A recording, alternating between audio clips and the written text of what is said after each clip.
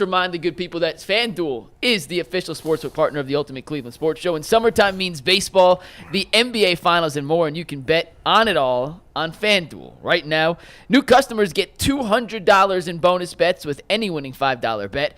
That's $200 you can use to bet on everything from the Finals MVP to who's going to hit one out of the ballpark tonight. Just visit FanDuel.com/UCSS and add a big win to your summer bucket list. FanDuel, America's #1 sportsbook. So, over the weekend, guys, two different Browns players, Deshaun Watson and David Njoku, gave us a little hint at potentially the future of the Browns offense. We'll start with what Deshaun Watson said on his podcast, QB Unplugged, about Ken Dorsey integrating himself into this offense. Steve, let's hear Deshaun. It's a quarterback room that I think, anybody would want to be a part of, right? From the coaching staff, Dorsey, super cool dude. It's funny when you see him from afar, then you get to meet him in person. It's just different, right? Like, he seems like super quirky, but when you meet him and really get to talk to him, like, oh, okay, good people. You know what I'm saying? Like, very good dude, man. Very good dude. Very just relaxed, chill, and just want to just compete. You feel me? And just like compete. Let's go work. Let's put the time in, but at the same time, let's enjoy ourselves. Let's be you, be free. And I think that's another beautiful thing about Dorsey. And it's just beautiful about Kevin, man, allowing that, because Kevin be in those rooms and he's allowing that to happen and let Dorsey, hey, this is you. You take over the offense, you take over the QB room, and, we work together to be able to try to build something very, very special. That's got to be, I guess that's tough, but that's like real leadership, right? To give up something that, you're passionate about, a lot about, you've been super successful coaching quarterbacks, super successful with the offense, and just be like, yo, I'm going to take a back seat, let you do this thing. I'm going to add in my flavor, my sauce, but I'm going to be the head coach. And that takes a lot, like a humility, and it takes to really being a good coach and a good dude. And I think Kev is that 100%. That was Deshaun and Quincy Avery on the QB Unplugged podcast. On Saturday, David Njoku held his charity softball event, and he was asked about that quote and Ken Dorsey's influence on the offense, and he had a bit of a flavorful answer. Steve, take tagboard full. Njoku said, and I quote, "It is juicy. I'm not going to say anything else. I'll leave it at that. It's juicy." So, Tyvis, we'll get into the whole play caller Dorsey semantics in a sec, but what does a juicy offense or playbook look like? Do you understand that terminology? Educate me, because I'm not quite sure what that means. When I think of juicy, I think that it has a lot of components to it. It's a lot of explosiveness in there. It's a lot of things that's going to get everybody excited. That's from a fan's perspective. It's a lot of things that maybe you haven't seen in the past before. There's going to be a new wrinkle in there that they're excited about. So when I hear juicy, those is what I think. I think that it's so stacked where they can do pretty much anything that they want to do and be explosive with it. That's what I think of when I hear the term juicy playbook. We did hear it was going to be very different last year in the offense. I agree. Same old thing. So we'll see it. But the difference this year is actually a different voice. Yeah, I mean, I think that the Deshaun Watson clip is the final end of the conversation. Is it not? Yeah. I mean, there's zero. I don't know why the Browns are still being cagey about it. And they won't answer the question. I mean, they don't have to.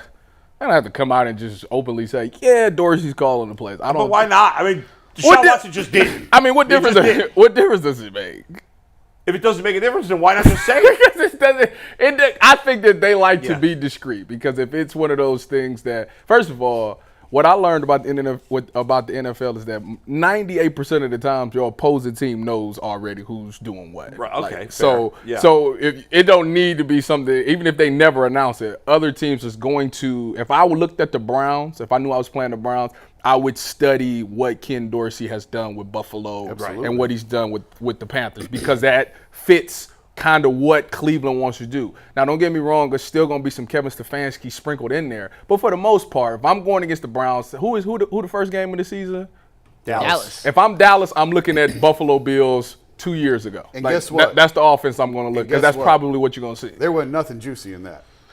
Well, you had a juicy quarterback that forced a lot. Kevin Dorsey's offense is very vanilla. Everyone in Buffalo has told me that. When they first hired Dorsey, went back and talked to people in Buffalo, and they're like, it's not a lot of wrinkles. Running backs run the ball, receivers catch the ball. Like, There's not a lot of razzle dazzle. Well, like in that it case, is what it is. the quarterback ran the ball quite a bit. Yes, but Yeah. but my point is, like, you know how Kevin likes to get creative sometimes. and Yeah. Some of the razzle dazzle that didn't exist in the Ken Dorsey offense. I'm So just what I'm makes just telling it juicy? you, people. Well, that's what I'm saying. It was an effective offense because they had they had talent. excellent quarterback. They had talent. They had a And phenomenal Stephon quarterback. Diggs. Yeah. You're right. There was nothing particularly juicy or special about the Bills' offense. Well, they had the special thing about their offense was not Ken Dorsey's the players. play call. It was Josh Allen's was the Josh players. Allen Yeah. taking chances and going deep Yeah. and stuff like that, and Stephon Diggs maybe breaking somebody off on the route or stuff like that. I do think that it has to, if this offense is going to be really successful, it has to have a little bit of Kevin in it, because I do think absolutely. I think of what Kevin does do a great job is he schemes things up perfectly, and I think that he changes his tendencies as the season goes on. You know, for example, certain formations come out. All year they've been running 7 cuts out of this formation. Well, maybe he turns it into a post. Maybe he turns it into a dig on when they play you. You know, 10 times, if you watch this play 10 times during the middle of the season, he's ran dig routes. Now when we get up against us, boom, he turns it into a 7 cut. Like, that's stuff that you have to do. And I think Kevin does a great job of doing that. The why guys sometimes you be like, how did this dude just get that wide open? It's because Kevin is, I'll give you an example. Last year, for everybody that wants an example of what I'm talking about, last year, Amari Cooper ran that bang 8 literally 98% of the times, to the point where when they got to the Texans game, what did he run? He changed that bang 8 to a deep post, wait, and what's boom. a bang 8? A bang 8 is a 7-step route. You go up the field 7 steps, plant your outside foot, slant across, ball's coming right out. It's right past the linebacker. It's like a skinny post. Real quick. It's like play action, get that linebacker to step up, boom, throw the ball right behind him on a post route. Real skinny. It's like a 10-yard route. Texans knew that. So what did they do? They had somebody play on the outside of Amari Cooper, and they had that top safety come down and try to rob that bang 8. Amari Cooper kept going, boom, ran the post. Nobody was there. He ended up getting a deep pass caught. Like, that's knowing, studying what you do and changing the tendencies as the season goes on, which Kevin does a great job of doing. Another example of that, Tyvis, was on 4th and 1 or 3rd and 1 when they bring in Harrison Bryant for the QB sneak, right? And they did it 13, 14, 15 times. And then out of nowhere, Harrison Bryant pitches it to Kareem Hunt on 4th and 1. He takes it to the outside, got a great block from Joe Bitonio for the touchdown. Remember that play? Mm-hmm. And how we ended up, hey, the tendency said, Bryant's in. We haven't seen anything else out of this package but the QB sneak, or the tight end sneak, I guess. Yeah. Next thing you know, toss for a touchdown. So to Tyvis's point, he definitely did change up a few of those tendencies into game-breaking plays throughout the season. One of my big concerns for this year, especially with what Ken Dorsey did both in Carolina and Buffalo,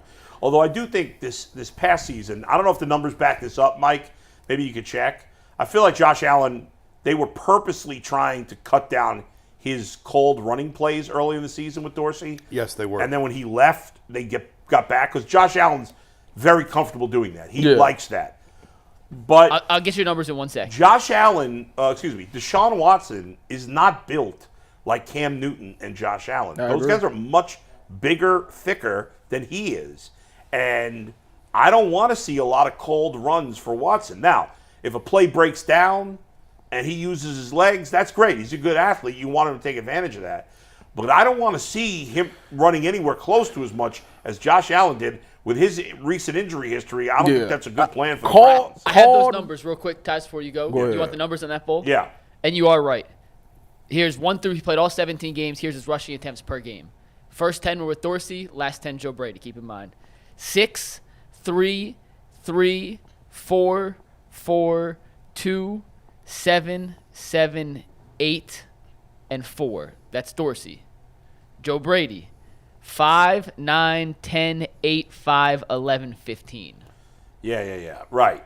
And I wonder, and that doesn't even tell us the cold runs versus the play breakdown, but the numbers are obviously higher. Go ahead, Tyler. When you talk about cold runs with Deshaun, I'm not a fan of those either. Right. However, he has to be smart because of the recent history. We don't know how he's going to react when he takes that first hit to the shoulder. Right. You know?